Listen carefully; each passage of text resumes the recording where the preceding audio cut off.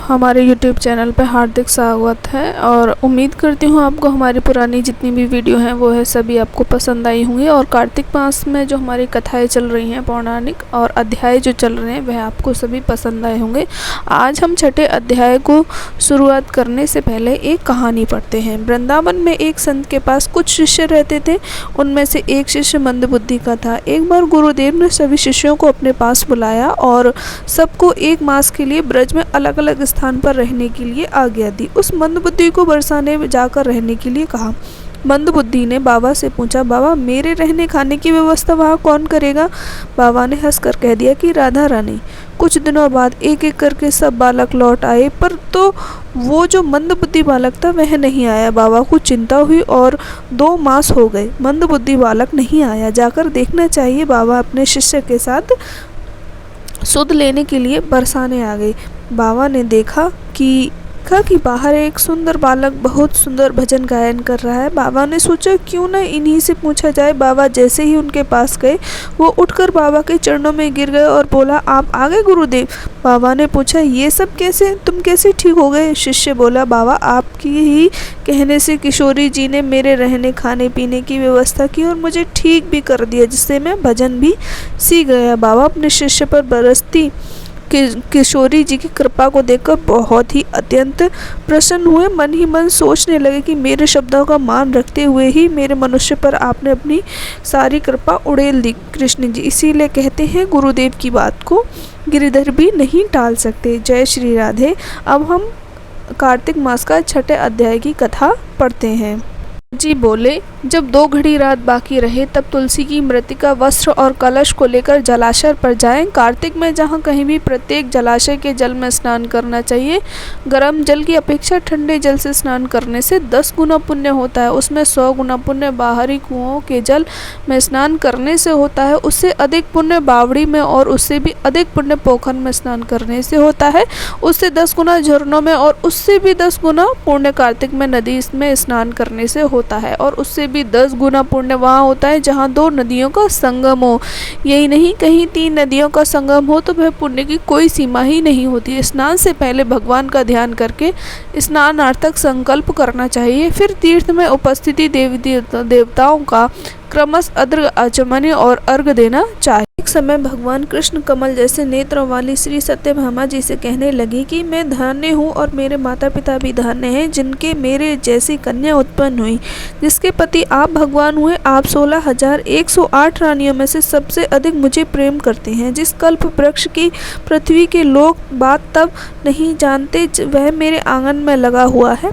अतः मैं आपसे एक बात पूछना चाहती हूँ। आशा है मेरे हित के लिए आप यह बात अवश्य बताने की कृपा करेंगे। इतनी बात सुनकर श्री कृष्ण जी सत्यभामा का हाथ पकड़कर कल्प वृक्ष के नीचे ले गए और कहने लगे कि हे सत्यभामे, सब रानियों में तुम मुझे सबसे अधिक प्रिय हैं। तुम्हारे स्नेहवश में इंद्री से विरोध करने में यह कल्प वृक्ष स्वर्ग से लाकर तुम्हारे आंगन में लगाया है।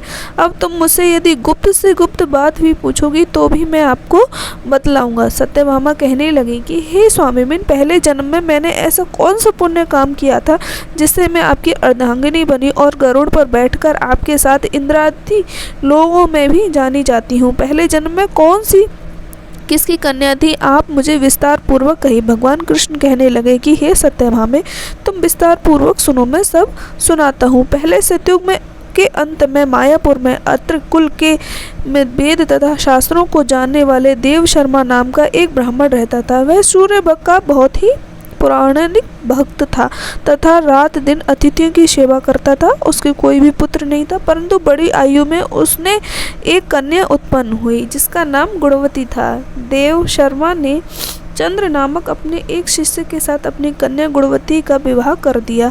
चंद्र पिता के समान उनकी सेवा करते रहे। एक दिन देव शर्मा अपने दामाद के साथ लकड़ियाँ काटने के लिए हिमाचल के समीप गए। वन में इधर उधर घूमते फिरते हुए उन्होंने एक महाभयंकर राक्षस को देखा।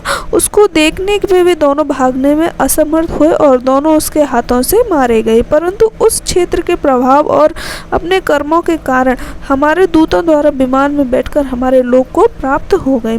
उन दोनों का मरण सुनकर गुणवती बड़ा रुदन करने लगी और पुकारने लगी कि हे पिता, हे पति, तुम्हारे बिना मेरा निर्वाह कैसे करूँगी, मैं किस प्रकार जीवित रह सकूँगी, तुम मुझे छोड़कर कहाँ चले गए, मेरे अन्न तथा भोजन का प्रबंध कैसे होगा, मेरे लिए अब कोई ठिकाना नहीं है। इस प्रकार विलाप करती हुई यह वृक्ष की तरह मूर्छा खाकर भूमि पर गिर गई। और अब जब चेतना आई तो उन्होंने घर का सामान बेचकर उन दोनों की अंत्येष्टि क्रिया की और मेरी भक्ति में सदा तत्पर रहने लगी। इस प्रकार कार्तिक मास आ गया और कार्तिक मास के व्रत करने लगी तथा एकादशी का व्रत भी करने लगी। एक समय जब ज्वर से पीड़ित हो गई तब वह दुर्बल और शरीर से गुणवती गंगा स्नान के लिए गई। अतएव गंगा जी में प्रवेश करते ही शीत के मारे उनकी देह कांपने लगी और शिथिला होकर वह गिर पड़ी। उसी समय हमारे दूत सुंदर विमान में बिठाकर उनको हमारे धाम में ले आए। यह कार्तिक के व्रत का ही प्रभाव था। फिर द्वापर में ब्रह्मादि देवताओं को प्रार्थना की पृथ्वी पर भार उतारने के लिए हमारे कृष्ण अवतार